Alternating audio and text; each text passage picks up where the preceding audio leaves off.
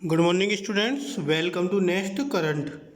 आज है आपका 10 दिसंबर 2020 और 10 दिसंबर 2020 से रिलेटेड जो भी आपके करंट अफेयर्स के इम्पोर्टेंट क्वेश्चंस होंगे उन्हें मैं यहाँ पर डिस्कस करूँगा और सभी क्वेश्चन से रिलेटेड इम्पोर्टेंट फैक्ट भी आपको बताता हुआ चलूँगा।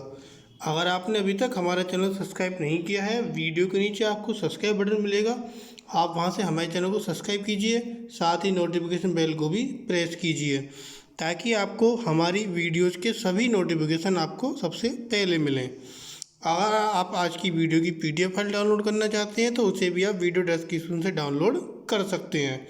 स्टार्ट करते हैं आज का अपना फर्स्ट क्वेश्चन। अंतर्राष्ट्रीय भ्रष्टाचार विरोधी दिवस कब मनाया जाता है? तो अंतर्राष्ट्रीय भ्रष्टाचार विरोधी दिवस आपका 9 दिसंबर को मनाया जाता है। ऑप्शन सी 9 दिसंबर। यह जो दिन था भ्रष्टाचार के बुरे प्रभाव पर केंद्रित है जो सामाजिक राजनीतिक घटनाओं में से एक है और सभी देशों को ये प्रभावित करता है। यह जो दिवस था वो सामाजिक आर्थिक मुद्दों के बारे में और इसके खिलाफ जो लड़ने के तरीके हैं इसके बारे में जागरूकता पैदा करने के लिए आपका अंतर्राष्ट्रीय भ्रष्टाचार विरोधी दिवस मनाया जाता है। इस वर्ष की जो अंतर्राष्ट्रीय भ्रष्टाचार विरोधी दिवस की जो थीम है, जो विषय वस्तु है, वो है आपका यूनाइटेड अगेंस्ट करप्शन। ये आपका इस बार का अंतर्राष्ट्रीय भ्रष्टाचार विरोधी दिवस की थीम है, यूनाइटेड अगेंस्ट करप्शन। इसको जरूर याद रखना। अगला क्वेश्चन, हाल ही में चीन ने कौन सा उपग्रह लॉन्च किया है? तो चीन ने कौन सा उपग्रह लॉन्च किया है? गोपेन 14। Option B Gaofen 14। चीन ने इसे सफलतापूर्वक उपग्रह को लॉन्च किया है, गोपेन 14 को, जो 6 दिसंबर को दुनिया भर में ज़मीनी वस्तुओं का उच्च रेजोल्यूशन तस्वीरें ले सकता है। यह जो उपग्रह है वो दक्षिण पश्चिम चीन के सिचुआन प्रांत के जीचांग सैटेलाइट लॉन्च सेंटर से लॉन्च किया गया था। जगह पूछ ली जाती है कहाँ से लॉन्च हुआ है, तो आपको याद रखना है दक्षिण पश्चिम चीन के सिचुआन प्रांत के जीचांग सैटेलाइट लॉन्च सेंटर से। यह जो आपका उपग्रह है गोपेन 14, यह एक लॉन्ग मार्च 3B वाहक रॉकेट द्वारा कक्षा में भेजा गया था और गोपेन 14 एक ऑप्टिकल स्टीरियो मैपिंग सैटेलाइट है। ये था गोपेन 14 के बारे में जो चीन ने अभी लॉन्च किया है। नेक्स्ट क्वेश्चन, माउंट एवरेस्ट की संशोधित ऊंचाई क्या है? अभी हमने कुछ दिन पहले वीडियो में बताया था कि जो वहाँ पर भूकंप आया था नेपाल में, तो वहाँ नेपाल में फिर माउंट एवरेस्ट की ऊंचाई को दोबारा से मापा जा रहा है। तो अब माउंट एवरेस्ट की जो नई ऊंचाई आई है वो आपकी कितनी आई है?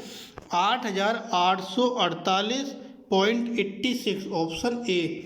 मीन्स पहले जो था 8,848 मीटर था, अब उसमें 0.86 मीटर, अगर हम बात करें 0.86 मीटर की, तो लगभग ये आपका 860 सेंटीमीटर आपका बैठता है इतना।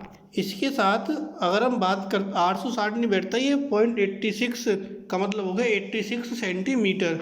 86 सेंटीमीटर की आपकी ऊंचाई बैठती है और इसको जो है नेपाल और चीन ने संयुक्त रूप से विश्व की सबसे ऊंची चोटी जो माउंट एवरेस्ट है इसकी संशोधित ऊंचाई 8848.86 मीटर घोषित की है, नेपाल और चीन ने मिलकर। सर्वे ऑफ इंडिया द्वारा 1954 में जो माउंट एवरेस्ट की ऊंचाई मापी गई थी वो 8,848 मीटर थी, तो आपका 86 सेंटीमीटर की अधिक ऊंचाई अब आई है। 86 सेंटीमीटर की ऊंचाई अब अधिक और मापी गई है। नेक्स्ट क्वेश्चन, किसने सेवानिवृत्त जनरल लॉर्ड ऑस्टिन को अपना रक्षा सचिव चुना है? तो अपना रक्षा सचिव लॉर्ड ऑस्टिन को किसने चुना है? अमेरिका के राष्ट्रपति जो बिडेन ने। जो बिडेन ने इनको अपना रक्षा सचिव चुना है। अमेरिकी राष्ट्रपति जो आपके जो बिडेन है, इन्होंने रक्षा सचिव चुना है और मंजूरी मिलने पर 2016 में जो सेवानिवृत्त हो चुके थे ऑस्टिन, पेंटागन का नेतृत्व करने वाले पहले अफ्रीकी अमेरिकी बन जाएंगे। अब ये जो ऑस्टिन थे ये पेंटागन का नेतृत्व करने वाले अफ्रीकी अमेरिकी बन जाएंगे। जनरल ऑस्टिन जो है आपके 2013 और 16 के बीच ओबामा प्रशासन के तहत इन्होंने कार्य किया था। जब आपके राष्ट्रपति ओबामा थे तो 2013 से 2016 के बीच में इन्होंने कार्य किया था। जिसने अमेरिकी मध्य कमान का नेतृत्व किया था, जिसकी जिम्मेदारी क्षेत्र में मध्य पूर्व, मध्य एशिया और दक्षिण एशिया का भी हिस्सा शामिल है। अगला क्वेश्चन आता है, टाटा कंसल्टेंसी सर्विस को किस देश में लगातार छठे वर्ष सुपर ब्रांड के रूप में चुना गया है? तो टाटा कंसल्टेंसी सर्विस आपका TCS है, इसको लगातार छठे वर्ष सुपर ब्रांड के रूप में कहाँ चुना गया? आपका UK, United kingdom. Option A सही होता है, यूनाइटेड किंगडम।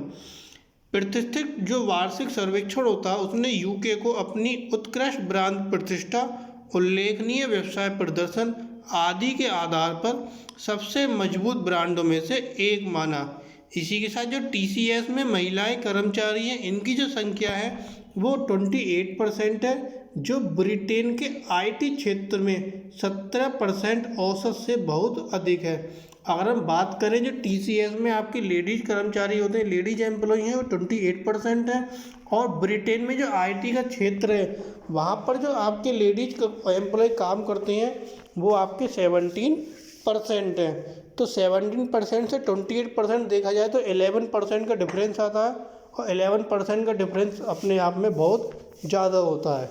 तो इसीलिए TCS लगातार छठे वर्ष सुपर ब्रांड के रूप में चुना गया है। अगला क्वेश्चन, हाल ही में डॉक्टर समीर दामारे को किसके द्वारा वरिष्ठ वैज्ञानिक पुरस्कार के लिए चुना गया है? तो डॉक्टर समीर दामारे को microbiologist society Bharat, microbiology society जो भारत में है और इसके द्वारा वरिष्ठ वैज्ञानिक पुरस्कार के लिए चुना गया है।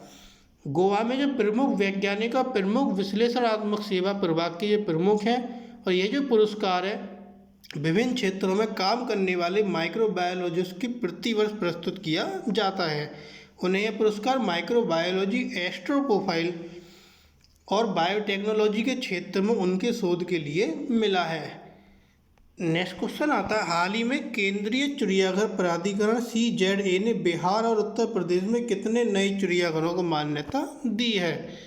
तो चिड़ियाघर जो प्राधिकरण है उसने बिहार और उत्तर प्रदेश में 2 नए चिड़ियाघरों को मान्यता दी है। अगर हम बिहार की बात करें तो नालंदा में राजगीर चिड़ियाघर सफारी, और उत्तर प्रदेश के गोरखपुर में शहीद अशफाक उल्लाह खान प्राणी उद्यान को मान्यता दी गई है। 7 दिसंबर को केंद्रीय चिड़ियाघर प्राधिकरण की 37वीं आम सभा में केंद्रीय पर्यावरण, वन और जलवायु परिवर्तन मंत्री द्वारा जो प्रकाश जावड़ेकर हैं उनकी अध्यक्षता में यह मान्यता प्रदान की गई थी। अगला क्वेश्चन, हाल ही में किस राज्य ने अपनी सार्वजनिक वितरण प्रणाली के लिए खरीफ धान की खरीद की योजना बनाने की योजना बनाई है? तो किस राज्य ने यह योजना बनाई है? तो इसका आपका आंसर हो जाता है पश्चिम बंगाल, ऑप्शन सी। इसका उद्देश्य क्या है? इसका उद्देश्य है जो जून 2021 है उस तक लगभग 10 करोड़ लोगों को मुफ्त चावल की आपूर्ति करना है। इसीलिए यह सार्वजनिक वितरण प्रणाली खरीफ धान की खरीद की योजना बनाने की योजना बनाई है। इस योजना के तहत सरकार का लक्ष्य है जो 30 लाख से अधिक किसान हैं उनका नामांकन करना। पश्चिम बंगाल में जो अनुमानित 72 लाख धान किसान हैं उनमें से 13 लाख ने इस योजना के लिए अपना पंजीकरण कराया है। नेक्स्ट क्वेश्चन, हाल ही में नोकिया ने भारत के किस शहर में 5G उपकरण का उत्पादन शुरू किया? तो नोकिया ने किस शहर में 5G उपकरण का उत्पादन शुरू किया? आपके चेन्नई में। चेन्नई में नोकिया की फैक्ट्री है जो 5G पैमाने पर मल्टीपल इनपुट और मल्टीपल आउटपुट उपकरण बना रही है, और यह उन देशों को भेजे जाते हैं जो 5G तैनाती के उन्नत चरणों में है। नोकिया की चेन्नई में फैक्ट्री है जो उसके उपकरण बनाती है, और ये उस देश में भेजे जाते हैं जहाँ 5G तैनात के उन्नत चरण हैं। इसी के साथ नोकिया ने सुविधा विकसित करने के लिए 2008 से 600 करोड़ रुपए से अधिक का निवेश करने का भी दावा किया है। अगला क्वेश्चन, हाल ही में फोर्ब्स द्वारा जारी दुनिया की 100 सबसे शक्तिशाली महिलाओं की सूची में शीर्ष पर कौन है? शीर्ष पर मतलब यानी टॉप पर कौन है? तो टॉप पर है आपके एंजेला मार्केल। एंजेला मार्केल आपके 100 शक्तिशाली महिलाओं में जो फोर्ब्स द्वारा सूची जारी की गई है उसमें टॉप पर हैं। और ये जो है आपकी एंजेला मार्केल ये जर्मन चांसलर हैं, और जो लगातार 10वें वर्ष इन्होंने टॉप किया है। आपकी जो वित्त मंत्री है निर्मला सीतारमण, अमेरिकी राष्ट्रपति कमला हैरिस और बायोकॉन की संस्थापक किरण मजूमदार शाह, और HCL एंटरप्राइज की CEO हैं रोशनी नादर मल्होत्रा। इनका भी नाम 100 सबसे शक्तिशाली महिलाओं में फोर्ब्स के द्वारा जो सूची है उसमें दिया गया, लेकिन जो निर्मला सीतारमण है इनका नाम 41वें स्थान पर है, और जो आपकी HCL की CEO हैं आपकी रोशनी नादर मल्होत्रा, इनका नाम 55वें नंबर पर है। नेक्स्ट क्वेश्चन आता है, हथियार प्रणाली किस देश द्वारा विकसित की जाएगी? तो आपकी हथियार प्रणाली किस देश द्वारा विकसित की जाएगी? तो इसका ऑप्शन बी सही होता है, इजराइल। इजराइल द्वारा हथियार प्रणाली को विकसित किया जाएगा, वितरित किया जाएगा। जो भारतीय नौसेना है इसने इजरायली हथियार प्रणालियों के एक बैच की खरीद के लिए एक अनुबंध को अंतिम रूप दिया है, जो उच्च गति वाले दुश्मन ड्रोन को गिराने में भी सक्षम है। स्मैश 2000 फायर कंट्रोल सिस्टम की डिलीवरी 2021 की शुरुआत में शुरू होने की उम्मीद है। इजराइल भारत को स्मैश 2000 फायर देने वाला है, जो कि 2021 जब शुरू होगा जब तक उसके डिलीवरी होने की भी उम्मीद है। इजरायली फर्म स्मार्ट शूटर द्वारा जो निर्मित फायर कंट्रोल सिस्टम है उच्च गति वाले ड्रोन को ट्रैक और गिरा भी सकता है। जो आपके ड्रोन होते हैं जिनकी गति बहुत हाई होती है, उन ड्रोनों को भी वो ट्रैक करके उन्हें गिरा सकता है। ऐसा आपका जो हथियार है वो इजराइल भारतीय नौसेना को देने वाला है, जिसकी डिलीवरी 2021 में होने की उम्मीद है। अगला क्वेश्चन, हाल ही में RBI ने किस बैंक का लाइसेंस रद्द किया? तो RBI ने किस बैंक का लाइसेंस रद्द किया? कराड़ जनता सहकारी बैंक, ऑप्शन डी, कराड़ जनता सहकारी बैंक। RBI ने इसका लाइसेंस रद्द किया है। क्यों रद्द किया है? RBI ये मानती है कि इस बैंक के पास अब पर्याप्त वित्त नहीं है, पर्याप्त पैसा नहीं है। अब बैंक को कोई भी डिपॉजिट या कोई भी रीपेमेंट करने की भी मनाही है, और ये जो महाराष्ट्र के सरकारी समिति हैं उनके आयुक्त, सहकारिता आयुक्त से अनुरोध किया है कि वे बैंक को बंद करने का आदेश जारी करें और इसके लिए एक परिसमापक नियुक्त करें। तो RBI ने कराड़ जनता सहकारी बैंक का लाइसेंस को रद्द कर दिया है। अगला क्वेश्चन, हाल ही में कोविड-19 वैक्सीन प्राप्त करने वाला दुनिया का पहला व्यक्ति कौन बना है? तो कोविड-19 वैक्सीन जो प्राप्त करी है दुनिया का पहला व्यक्ति वो है आपका मार्गरेट कीनन। मार्गरेट कीनन 90 वर्ष की महिला हैं जो कि ब्रिटेन की हैं। इन्होंने अपनी तीव्र नैदानिक स्वीकृति के बाद ट्रायल के बाहर फाइजर कोविड-19 वैक्सीन प्राप्त करने वाली ये पहली व्यक्ति बन गई हैं, पहली महिला बन गई हैं। कीनन को 8 दिसंबर को सेंट्रल इंग्लैंड के कोवेंट्री में अपने स्थानीय अस्पताल में यह वैक्सीन दी गई थी, और ब्रिटेन ने जो 8 दिसंबर को फाइजर और बायोनटेक द्वारा जो विकसित वैक्सीन थी इसकी शुरुआत की थी। जो ये वैक्सीन बनाई गई थी सबसे पहले मार्गरेट कीनन को दी गई है, 8 दिसंबर को दी गई है, उन्हीं के स्थानीय अस्पताल में दी गई है। पहली महिला बन गई जिन्होंने ये वैक्सीन प्राप्त करी है, और ये जो वैक्सीन है फाइजर और बायोनटेक दोनों कंपनियों के द्वारा विकसित की गई है। नेक्स्ट क्वेश्चन, भारत और किस देश ने अपने निवेश प्राधिकरण द्वारा भारत में निवेश की सुविधा के लिए एक विशेष कार्यबल बनाने का निर्णय लिया है? तो भारत और किस देश ने? तो भारत और कतर। भारत और कतर ने निवेश प्राधिकरण द्वारा भारत में निवेश की सुविधा के लिए विशेष कार्यबल बनाने का निर्णय लिया है।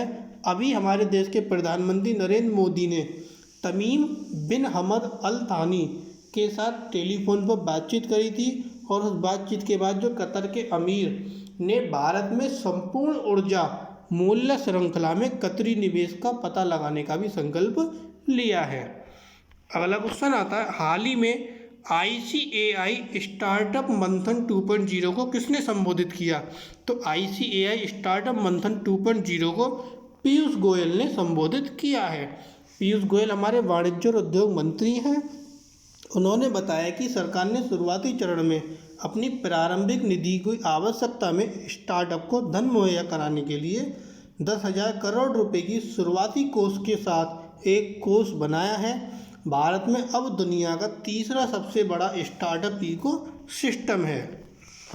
अगला क्वेश्चन आता है, हाल ही में महिला विश्व एथलीट ऑफ द ईयर किसे नामित किया गया है? तो महिला विश्व athlete of the year Yulimar Rogers को नामित किया गया है। यूलिमार रोजर्स ये महिला विश्व एथलीट ऑफ द ईयर हैं, जो कि वेनेजुएला की हैं। और अगर हम पुरुष की बात करें तो पुरुष विश्व athlete of the year Sweden के मोंडो डुप्लांटिस जो कि स्वीडन के हैं, ये आपके पुरुष विश्व एथलीट ऑफ द ईयर हैं, और महिला विश्व athlete of the year Yulimar Rogers हैं। इसी के साथ वे अपने देश के प्रतिष्ठित एथलेटिक्स पुरस्कार के पहले प्राप्त करता है। तो ये थे आपके आज के कुछ करंट अफेयर्स के इम्पोर्टेंट क्वेश्चन। आपको वीडियो अच्छी लगे तो प्लीज़ वीडियो को लाइक शेयर कमेंट जरूर कीजिए।